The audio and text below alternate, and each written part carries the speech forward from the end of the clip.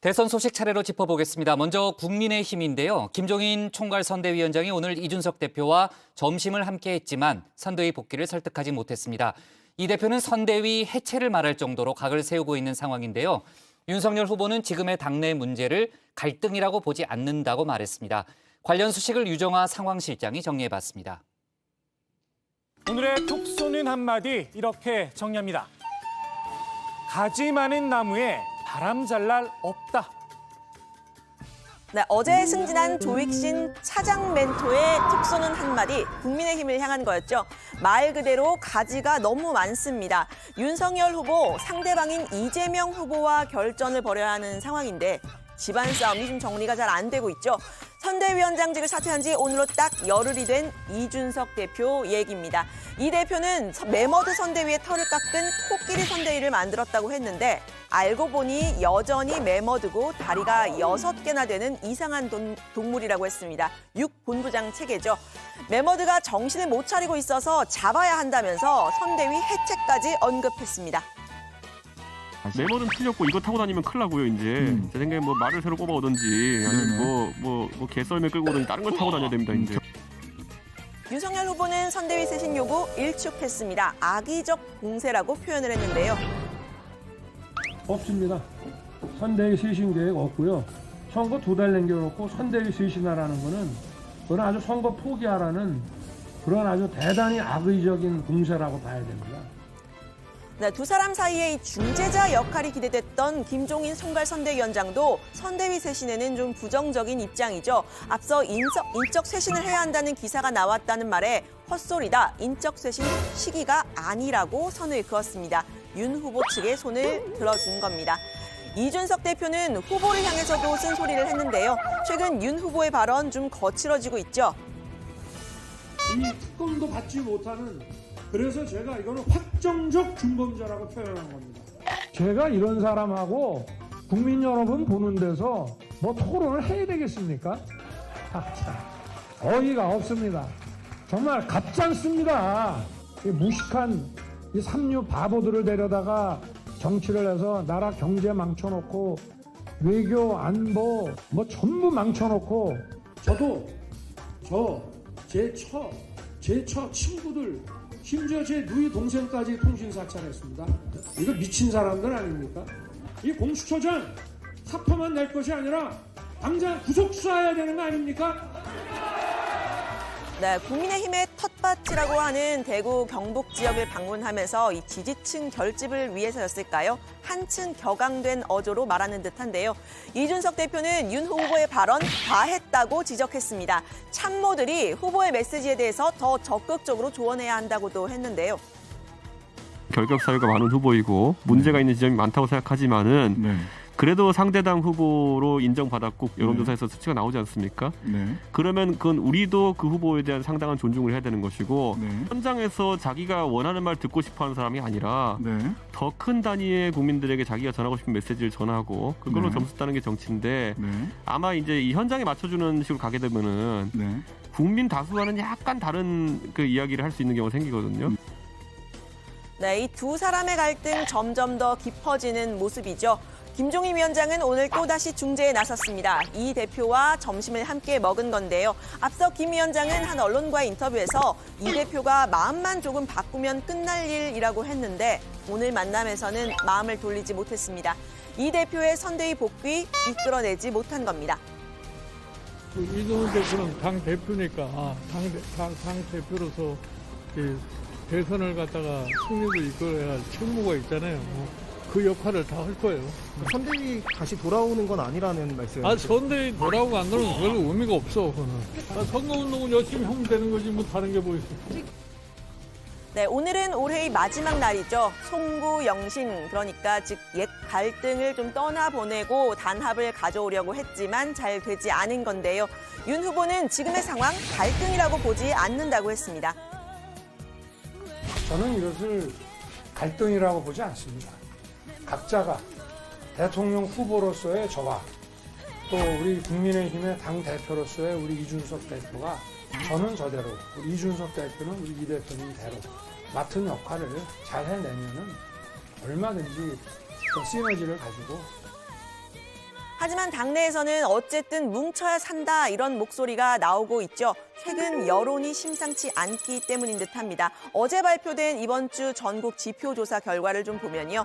이재명 후보가 39%, 윤석열 후보가 28%입니다. 11%포인트 차로 이 후보가 앞선 결과인데요. 지난달부터 여론 추이를 좀 살펴보면 명백히 골든 크로스가 분명해 보입니다. 이 조사에서는요.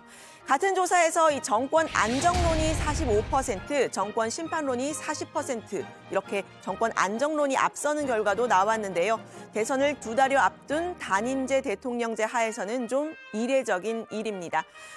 이런 여론의 흐름 민주당이 놓칠 리 없겠죠. 윤석열 후보를 향해 맹공을 펴부으면서 굳히기에 나섰습니다. 윤 후보의 거친 발언들을 문제 삼고 있는 건데요. 윤 후보의 발언을 패러디해서 무식한 삼류 바보 검찰총장을 쓴 건 반성하고 있다. 이렇게 말을 하기도 했습니다. 검찰총장이 간부회의 하는 줄 알았습니다. 상대당의 후보에 대해서 이건 무슨 지금 그리고 평소에 어떤 인식으로 사람들을 대하는지 이게 대통령 후보로서의 언어인가 저는 아주 심각한 지경이다라고 생각하고 있습니다. 그리스 신화에 나오는 메두사의 얼굴을 보는 것 같아요. 근데 사람들이 그 메두사 얼굴이 흉측하게 생겼거든요. 예. 무시무시하게 생겼어요. 그래서 그 메두사 얼굴을 딱 보는 순간 사람들이 돌이 돼버리잖아요. 제가 윤석열 후보 얼굴 보면서 제가 돌이 되는 느낌이에요. 반면 국민의힘에서는 윤석열 후보를 감싸고 있죠. 일단 토론을 안 하겠다는 게 아니다 이렇게 해명하고 나섰는데요. 후보 감싸기에 앞장선 사람들 다름 아닌 이 사람들입니다. 국민의힘이 새로 영입한 인물들이라는 공통점이 있는데요. 유 실장의 회심의 코너 미니 줌인으로 줌인 해보겠습니다. 좁은 시기나 이미 사망을 한 이런 상황인데도 예를 들면 성남시 의회가 조사를 하자라고 하는 것도 다수 당이 반대를 해서 조사도 지금 못하고 있는 이런 상황 아니겠습니까? 예. 이런 상황에서 어떻게 진실이 나올 수 있으며 토론이 진실이 나오지 않는 상황에서 어떻게 제대로 되겠느냐. 네, 미니 주민이 선정한 첫 번째 인물 김민전 공동선대위원장입니다. 김 위원장은 국민의당 안철수 후보와 오랜 시간 함께 일을 해왔죠. 윤 후보와 안 후보의 단일화의 역할을 하지 않겠냐 이런 기대에는 선을 그었습니다. 단일화는 두 후보 간에 있어서의 저는 신뢰가 굉장히 중요하다 이렇게 생각하고요. 네. 그것은 결국은 후보가 중심이 될 수밖에 없는 일이다라는 생각을 합니다. 제가 무슨 단일화의 가교다 뭐 이렇게 얘기 드리기는 어려워요. 그 대신에 김 위원장이 제기한 문제는 지난 총선에서의 부정투표 얘기였습니다. 황교안 전 대표가 주장을 하고 이준석 대표가 배척하고 있는 바로 그 문제인데요. 또 2030 남성들 이른바 이대남 표심에 대해서는 이렇게 말해서 논란이 좀 됐습니다. 남학생들은 군대 가기 전에 군대 가기 전이라고 해서 술 마시고 학점 안 나오고 군대 갔다 오고 나서 또 뭐 적응하는데 학점 안 나오고 이 사이에 여학생들은 학점이 잘 나오는데 남학생은 너무 안 나오는 게 아니냐 이런 것이 이제 남학생들의 불만 소위 이대남의 불만의 큰 원인이었거든요. 네, 하태경 의원은 청년 비하 망언을 했다면서 청년들에게 즉각 사과하라 이렇게 말을 했고요. 미니 주민이 선정한 두 번째 인물 살펴보겠습니다. 신지혜 새시대 준비위 부위원장인데요. 역시 윤 후보 감싸기에 열심이죠. 지지율이 높은 후보들은 보통 토론을 하지 않는다고 했습니다. 지지율이 낮고 뭔가 부족한 후보자가 계속해서 토론을 하자고 하는 것이 정치계의 문법입니다. 지지율이 높은 사람들은 보통 토론을 하지 않습니다. 굳이 그걸 할 필요가 없으니까요. 네, 하지만 최근의 지지율 아까 말씀드렸듯이 윤 후보가 절대적으로 유리한 상황은 아닙니다. 지금 상황에서는 토론도 필요하다 이렇게 다시 밝혔는데요. 앞서 신 부위원장 과거 윤 후보에게 조폭 같다고 했던 본인의 발언 사과를 했었죠. 얼굴만 보고 잘못 판단했었다면서 실제 만나서 이야기를 해보니 본인의 이야기를 잘 들어주더라라고 했습니다. 신 부위원장은 윤 후보의 부인 김건희 씨도 옹호하고 있는데요. 김 씨의 사과, 용기 있는 사과였다라고 평가를 하면서 여권 일각의 반응, 특히 김 씨의 외모를 지적한 부분을 비판했습니다. 근데 문제는 그 사과를 받아들이는 주변 사람들, 외부 사람들의 반응일 텐데 제가 놀랐었던 건 얼평하는 사람들이었어요. 얼평이 페미니스트로서 평가하자면 오히려 더 추하다. 이런 것이야말로 여성 비하이고 혐오다라는 생각을 갖고 있었습니다. 네, 미니 주민이 선정한 세 번째 인물 이수정 공동선대위원장입니다. 역시 김건희 씨를 감쌌는데요. 그 사과문에 대해서 직접 쓴 사과문이라서 감성적일 수밖에 없다면서 어떻게 통곡을 안 하는지가 의문이라고 말을 했었죠. 김 씨의 마음에 제대로 감정이입한 모습입니다.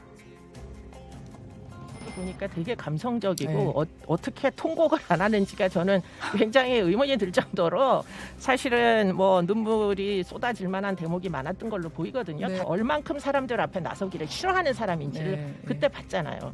그렇게 정말 웬만한 용기 가지고는 사람들 앞에 쓰는 거 쉽지 않습니다.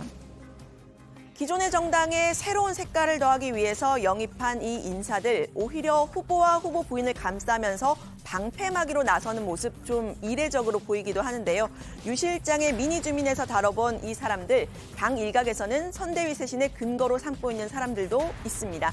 오늘 김종인 위원장과 만난 이준석 대표는 윤석열 후보와 만날 뜻이 없다고도 말을 했는데 국민의힘의 당내 갈등 해를 넘길 가능성이 높아졌습니다. 오늘 발제는 이렇게 정리합니다. 매머드 대신 개썰매, 선대위 해체 요구한 이준석, 김종인 설득에도 복귀 불가, 윤석열 갈등이라 보지 않아